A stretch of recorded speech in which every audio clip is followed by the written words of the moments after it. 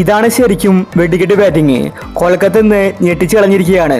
15 ഓവറിലാണ് Kolkata 162 runs chase ചെയ്തത്. അത്രയ്ക്ക് മികച്ച ബാറ്റിംഗ് ആണ് കൊൽക്കത്ത ഇന്ന് പുറത്തെടുത്തത്. ഇന്ന് IPL 2 മത്സരങ്ങൾ നടന്നിട്ടുണ്ടായിരുന്നു. ആദ്യത്തെ മാച്ച് ലക്നൌവും കൊൽക്കത്തയും തമ്മിലാണ് നടന്നത്. ഇതിനെക്കുറിച്ചാണ് നമ്മൾ ഇന്നത്തെ വീഡിയോയിൽ നോക്കുന്നത്.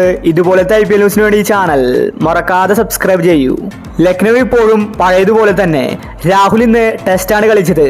ഫസ്റ്റ് ബാറ്റ് ചെയ്ത ലക്നൌവിന് മോശം തുടക്കമായിരുന്നു ഇന്ന് ലഭിച്ചത്. രാഹുൽ 27 ബോളിൽ നിന്ന് 39 റൺസ് എടുത്തു. ബാക്കി ആരും തന്നെ ഫോമായില്ല. Nicholas പൂരനാണെങ്കിൽ 45 runs അടിച്ചുകൂട്ടി.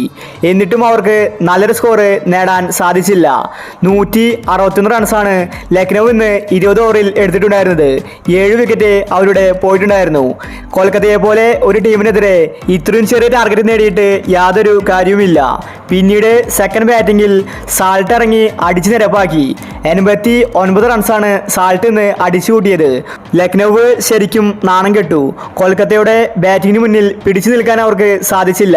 കൊൽക്കത്ത ടീമിൽ വേറെ ആർക്കും തന്നെ കളിക്കേണ്ടി വന്നില്ല.